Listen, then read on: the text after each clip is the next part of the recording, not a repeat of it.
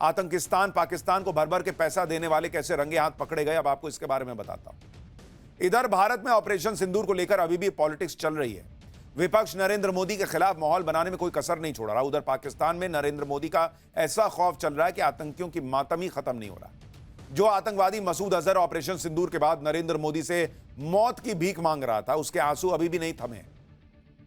और ऐसा इसलिए है क्योंकि जो आतंकवादी पाकिस्तान के अंदर बैठकर खुद को सेफ समझ रहे थे, उन आतंकवादियों की नरेंद्र मोदी सरकार ने पाकिस्तान के अंदर ही कब्र खोद दी।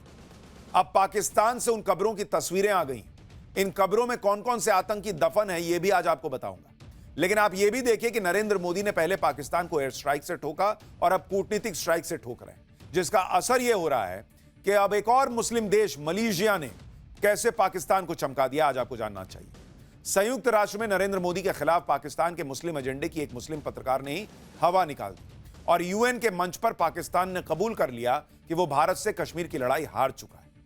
ऑपरेशन सिंदूर में पिटने के बाद अब पाकिस्तान की ग्लोबल धुलाई चल रही है, जिसके बारे में आगे आपको बताऊंगा। लेकिन आपको यह भी पता होना चाहिए कि वो कौन है जो आतंकवाद के स्पॉन्सर पाकिस्तान को भर भर के पैसा देते, रंगे हाथ पकड़े गए।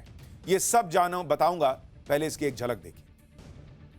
प्रधानमंत्री नरेंद्र मोदी ने कोई ऐसा फ्रंट छोड़ा नहीं जहां से पाकिस्तान की धुलाई ना हो रही। पाकिस्तान के आतंकियों का हाल तो यह हो गया है कि पहले ऑपरेशन सिंदूर से पीएम मोदी ने इन्हें निपटाया, फिर अज्ञात हमलावर का खौफ इन्हें डरा रहा है। इस वक्त पाकिस्तान में आतंकियों की कब्रें ही कब्र खुद रही है। पाकिस्तान से आतंकियों की कब्र की एक एक तस्वीर आ रही है। तस्वीर में 21 कब्र नजर आ रही है। इस तस्वीर में ये कब्रें बहावलपुर में जैश के हेडक्वार्टर पर भारतीय हमले में मारे गए आतंकवादियों की है।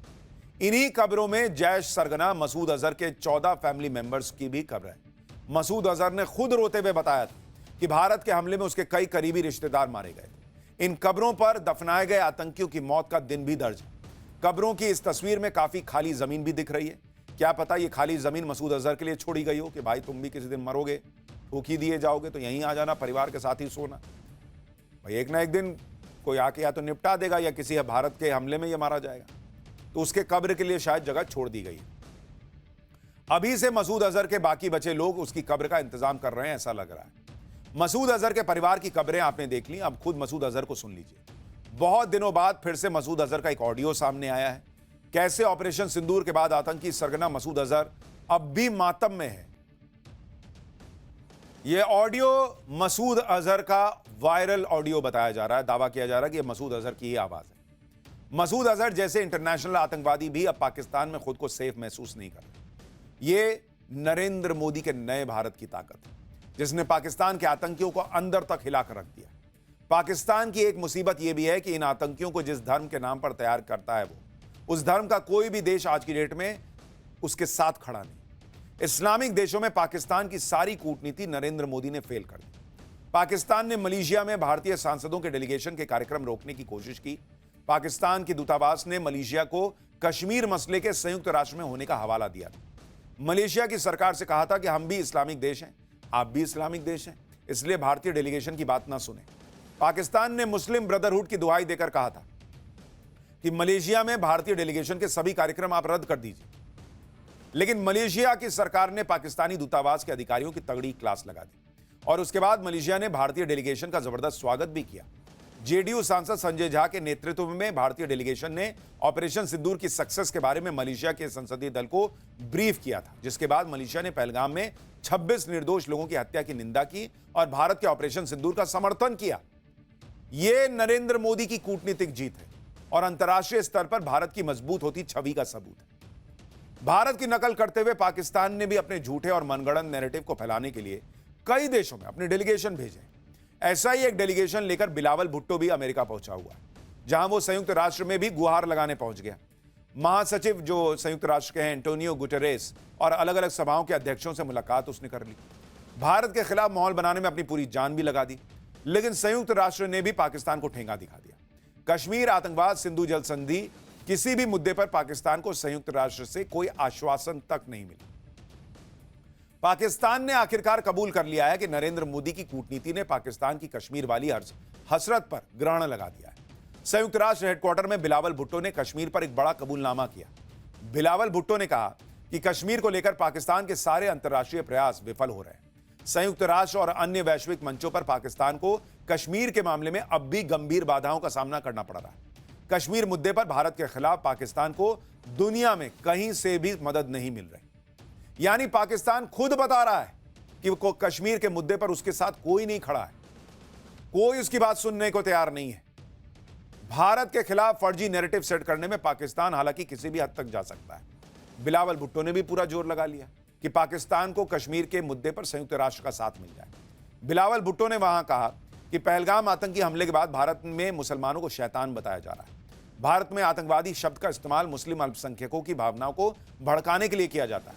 बिलावल भुट्टो ने कहा कि आतंकवादी बताकर सभी कश्मीरियों को बदनाम किया जाता है और मोदी सरकार की नीतियां कश्मीर विरोधी हैं। आप सोचिए, वहां मुस्लिम पत्रकार ने इस बिलावल भुट्टो की जो है वो हालत खराब कर दी। उसने कहा कि आप कह रहे हो भारत में मुसलमानों को आतंकवादी बताया जा रहा है, और मुझे जहां तक याद है ऑपरेशन सिंदूर की जो प्रेस ब्रीफिंग हो रही थी उसमें तो मुस्लिम अधिकारी आई थी। इतना सा मुंह हो गया बिलावल भुट्टो का। पाकिस्तान में आतंकवादी खुलेआम घूम रहे हैं, भारत के खिलाफ जहर उगल रहे हैं। इनमें ऐसे भी कई आतंकवादी हैं जिन्हें संयुक्त राष्ट्र सुरक्षा परिषद ने ग्लोबल टेररिस्ट की लिस्ट में डाला हुआ है।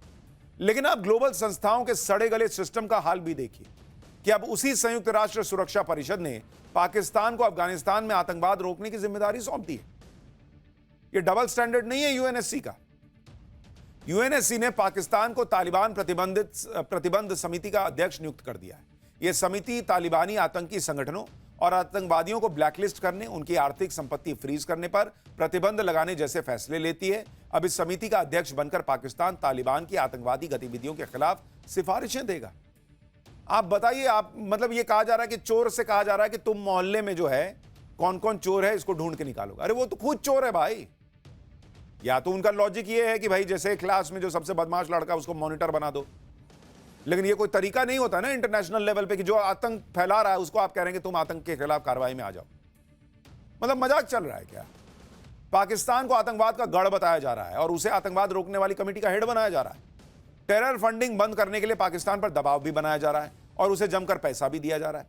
अब एशियन डेवलपमेंट बैंक यानी एडीबी ने पाकिस्तान को 6,900 करोड़ रुपए के बेल आउट पैकेज को मंजूरी दे दी है। इससे पहले आईएमएफ ने भी 60,000 करोड़ रुपए का बेल आउट पैकेज जारी करने की बात कही थी, जिसमें से आईएमएफ 2 किश्तों में पाकिस्तान को 17,000 करोड़ रुपए दे भी चुका है। भाई वो मरा जा रहा है, आतंकवाद फैला फैला के अपने देश को बर्बाद कर रहा है और दुनिया उसको पैसा देगी कि तुम देश चलाओ।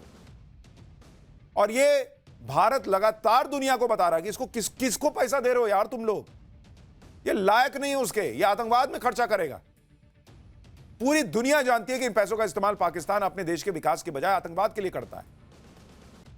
अफगानिस्तान के अपदस्थ उपराष्ट्रपति अमरुल्लाह साले ने भी सवाल उठा दिया कि ऐसा क्यों है कि जब भी पाकिस्तान युद्ध के मूड में आता है विश्व बैंक, आईएमएफ और एशियन डेवलपमेंट बैंक ऋण और अनुदान पर प्रतिबंधों में ढील दे देता है।